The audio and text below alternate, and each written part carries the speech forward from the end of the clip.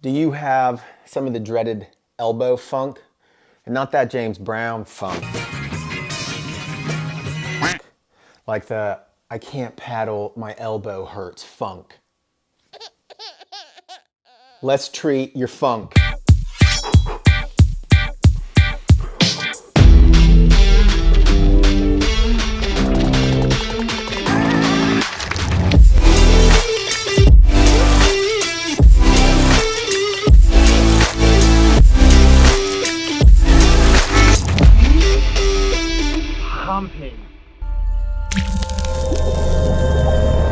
Two simple methods for self-treatment of I've got some connective tissue, ache, pain, maybe it's medial elbow, maybe it's lateral elbow.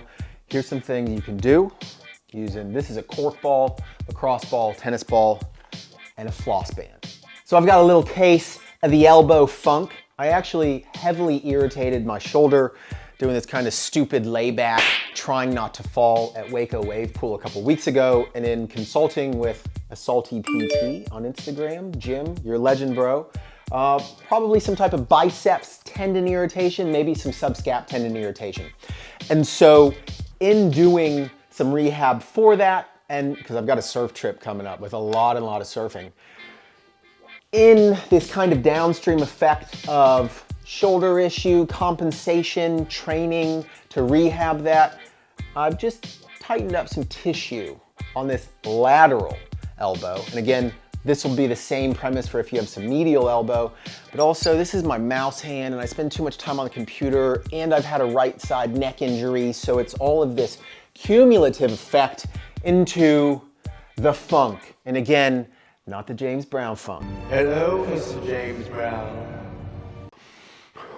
So if we're being really clinical about this, I would say probably need to look towards the neck if you're dealing with some stuff and some good tissue work to the neck and then hold downstream. Not like a massage envy, I'm gonna relax and just sit here. Like, let's get clinical, tissue specific, oriented, medically oriented tissue release to things that could be hyperinflamed, unnecessary tone and tension, and kind of adhesions.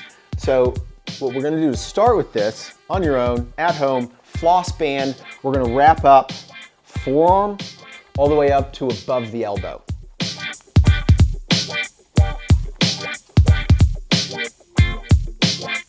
Bruh. Bruh. What's up with this struggle street?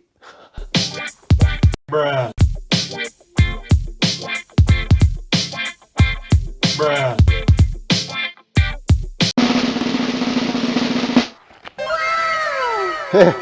There we go. So when wrapping, you want to go 30 to 50% overlap of that previous strip, and you want to go pretty tight. Like I'm almost to the point where you're kind of cutting off some circulation. So what's really going on here, there's some mechanical effects and some probably neurological effects, and maybe even some placebo. So all good. But what's happening, you're kind of improving the sliding surfaces of how tissues and layers of tissue interact with one another and slide over one another, and are they getting adhesed and not moving? But we're also kind of changing all the information that's being sent to the brain, because the brain essentially regulates muscle tone, and modulating its awareness and interpretation of tissues around this area.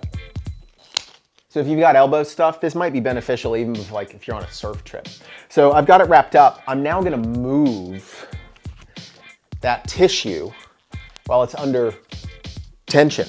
So we'll just do some good flexion extension. I can kind of hit various angles of flexion and extension, but the elbow also has a huge rotational component. So I'm gonna start doing good supination, pronation. I'm gonna do it in different angles.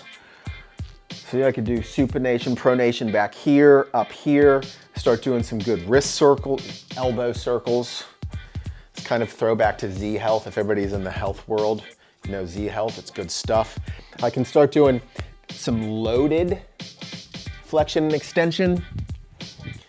get into those extensors, stretching those extensors. So again, you're not undoing knots.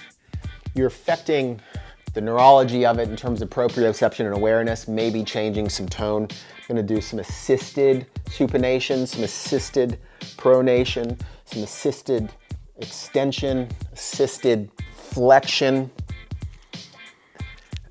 and changing how tissues slide over one another. So there we go. It doesn't take long, maybe 30, 60, 90 seconds. The key is movement. And you just kind of test, oh, how's that feel? Any different, any better? Positive change. If it's positive, groovy. But we'll generally follow up. This tissue gets beat up. So we're going some tissue release in here. So my tension pain isn't really like an inflammatory connective tissue issue. I'm actually down in these muscle groups. Predominantly, I think it's the extensoral naris. But essentially you've got, if you find your lateral elbow bone, the lateral epicondyle, if you come below that, these are your extensors. If you pull your wrist up, you'll feel those muscles tension up.